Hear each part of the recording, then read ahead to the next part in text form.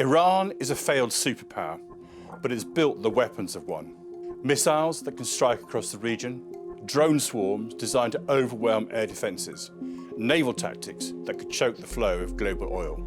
Iran looks economically weak and isolated, but is it really broken? Or has it rebuilt its power in a far more dangerous way while the West looked away? This is Iran's doomsday trap, how it was built and how it can be used.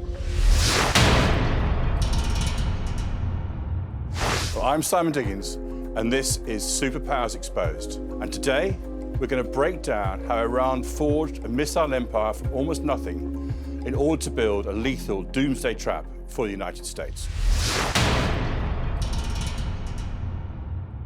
What we're now going to show is a graphic that shows the way in which Iran, over time, has been able to develop longer and longer range missiles.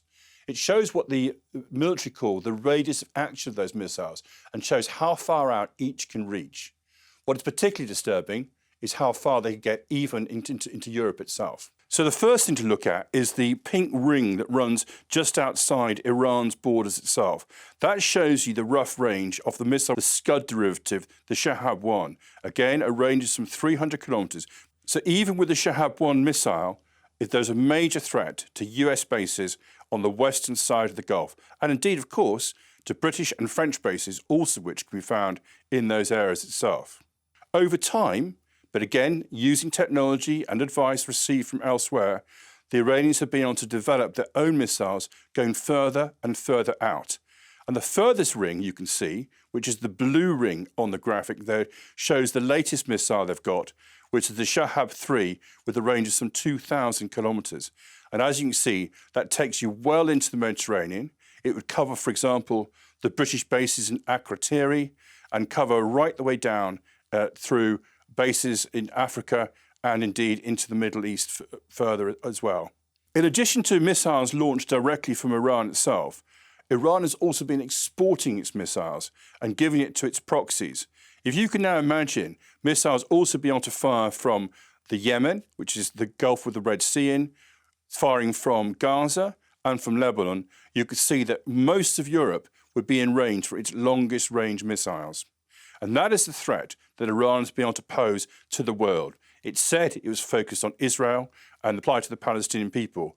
But as you can see, it offered a threat, not just a regional threat in the Middle East, but a threat to the wider stability almost of the whole of Eurasia itself.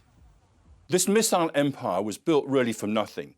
It's true that the Iranian regime prior to 1979 had done some experiments with it, but this really was built out of necessity, because after the 1979 revolution, the export of sophisticated weapons, sophisticated technology from the West in particular to Iran was stopped because of sanctions.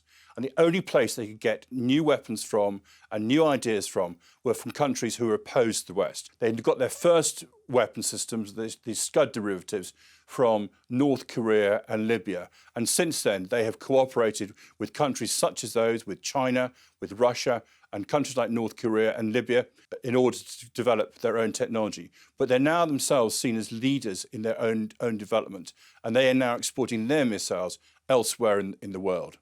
It's probably fair to say the West has underestimated the threat posed by Iran and its missiles. The one country, the one ally of the West that has not underestimated the Iranians' respect is the Israelis. The challenge for the West, the challenge for the US, but also its allies, is if we're serious about defending ourselves against a threat posed by Iran, that we need to build a defense system very similar to the Israeli Iron Dome system. It is worth noting, of course, that Trump, in his argument about the ownership of Greenland, has talked about creating what he called a golden dome. This extraordinary video, which of course is a propaganda video, shows Iran's stock of ballistic missiles. We understand that they have up to 3,000 missiles of different ranges available to them. We understood that they fired some 500 during the fighting last year between the United States and Israel. But since then, they've been building their stocks up. The missiles themselves are all of different ranges. We know that they began, first of all, with some borrowed technology, which they got from the North Koreans and the Libyans, essentially based on the old Soviet, oblique Russian missile, the Scud. But since then, they have developed a whole range of missiles themselves with greatly increased ranges. But what you'll also notice is how they're stored. They're stored deep underground and therefore very difficult to get at by standard attacks. We do know that the Americans have got bunker-busting missiles, which we saw in the attacks last year on the nuclear facilities. But nonetheless, this is a really hard target for people to get at. The first missile they had, as I said, was based upon the Scud and had a range of about 300 kilometres, so it's about 200 miles. What we can see with this construction of this Iranian ballistic missile empire is that they've seen a way to fight the West without trying to match them on their own terms. Military strategists call this asymmetric warfare, and while ballistic missiles are found in all armed forces, the Iranians have not put the time and money into necessarily updating their army, their air force and navy, because it was very difficult for them to get the supplies, particularly the advanced technological supplies that they required. They were able to devote resources into building this ballistic missile empire, knowing it would be very difficult for the West in particular and its allies to deal with such a threat. Another version of this asymmetric threat that Iran pose is the way in which they've been able to develop drone technology. Again, all armies these days have got drone technology, but the Iranians themselves have been developing, again, a very sophisticated program of drones. So sophisticated, in fact, that they gave the technology to the Russians in their war against Ukraine itself. That one of the great advantages of drones is that they're cheap. Even a sophisticated drone, the ones which the Iranians produced and which they exported to Russia, could cost as little as $35,000. And against that, to knock it out of the sky, you might need to fire a multi-million-pound missile just to destroy one single drone. But of course, what they've been doing is firing the drones in swarms in order to overwhelm defences. But in parallel with developing the ballistic missiles, and indeed, as we just talked about, the drone technology, Iran has also been building its own nuclear weapons. We can say that quite determinedly because despite their denials, and they've been denying it now for 10 or 15 years, if you look at the levels of enrichment they've produced with their uranium stocks, they are significantly higher than that required for a civil nuclear power program. The general rule of thumb is that if you're developing a civil nuclear power program, you need to enrich your uranium to something what they call 3 to 5% enriched. But the Iranians have already reached 60%, so that's 12 times the requirements for a civil nuclear power program. And they have, we believe, some 400 kilograms of enriched nuclear material. In order to get them to the next stage, which is 90% of enriched uranium, they need a few more weeks, but it's only a few more weeks required to produce what they call fissile material, which they could then use in a nuclear bomb. It was the understanding that they'd reached that stage last June, which led to the attacks first by Israel and then by the US on the Iranian nuclear facilities. In order to protect their nuclear program, the Iranians developed a whole series of underground bunkers, underground storage, and underground manufacturing sites. And in order to get at those, needed the most sophisticated US technology available. That's why last June, the US was finally brought in as part of the attack with the Israelis themselves. The Israelis were able to penetrate the air defences and the airspace of Iran. Indeed, they'd done that very successfully. And they're able to attack all the facilities that Iran had basically on the surface or close to the surface. But they needed US technology in order to attack the deep bunkers themselves. And that's what the US were able to provide. And you can see here in this particular video, you can see one of the US bunker busting bombs being employed. In this case, it's in a trial, but it does demonstrate the effect of such a bunker buster.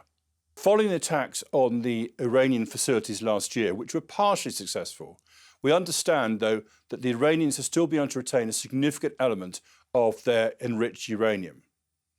President Trump claimed that the nuclear program was finished, but that's not the case. What seems to be the case is two things have happened. Firstly, that Iran has decided to increase and develop its ballistic missile program further. But the second decision that was made in October of last year by the Ayatollah was to change the direction of nuclear bomb making from large-scale nuclear bombs to what he called militarized nuclear weapons. So I think it's perfectly clear to see at the moment that Iran is still on a trajectory leading to the development of nuclear bombs. This leads to the $64,000 question is, should we be worried about Iran's nuclear program? The short answer is yes. A country like Iran, which has conducted violent repression of its own people, sponsored terrorism overseas and indeed subversion of our own country, had proxies like Hezbollah and Hamas who were attacking Israel, is quite capable then of using nuclear weapons in order to defend itself. We also know from looking at the ballistic missile ranges that they are now capable of hitting not just British targets in the Middle East, but also further afield, indeed could reach into Europe itself. For all those reasons, it's absolutely vital, not just for regional security, but for world security, that Iran is not allowed to move one stage further. And it's only a short stage now from where it is currently to developing a nuclear bomb. What we should also remember, of course, is Iran is not alone.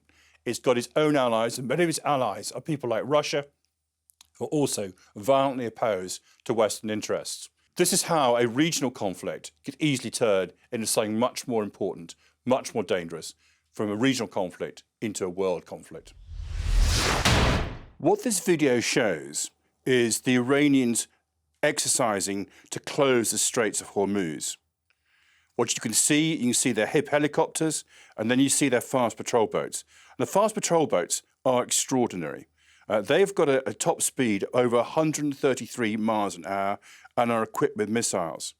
That will allow them easily to close the Straits of Hormuz. And the strait itself, it's worth noting, is only some 35 kilometres wide, easily within range of missiles launched either from the ground or, as you can see here, from the sea as well. The way in which they operate using these fast patrol boats is to try and overwhelm a larger or more static force.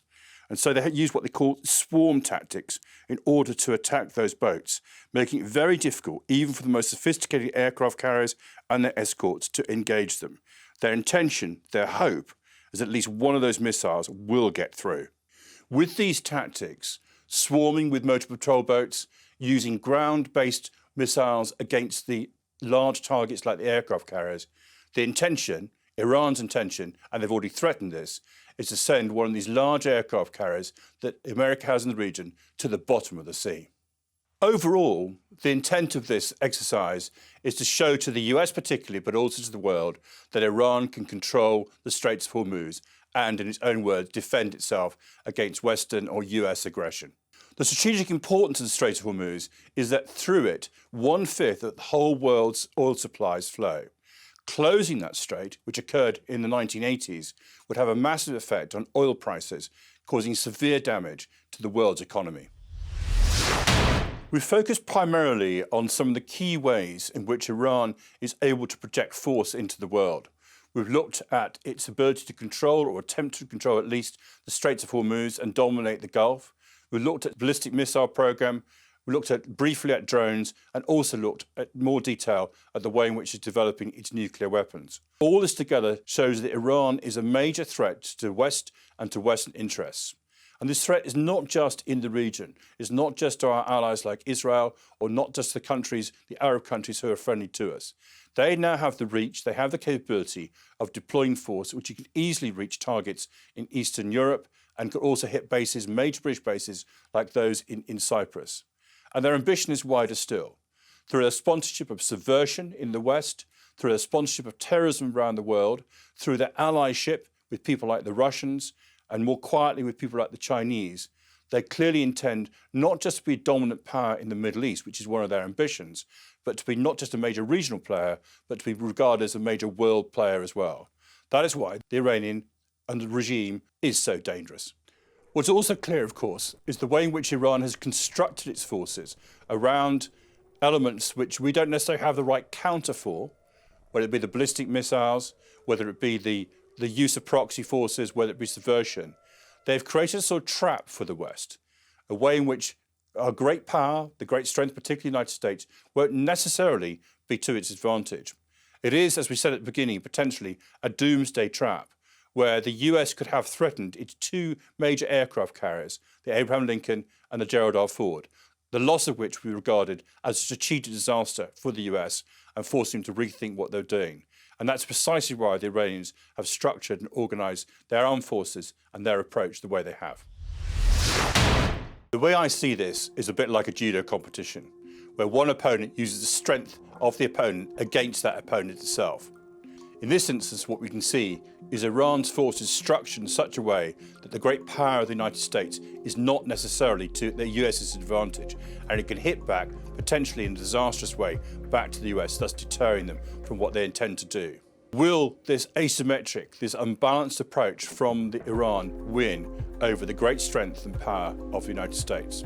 Because on that decision may depend the whole future security, not just of the region, but of the world.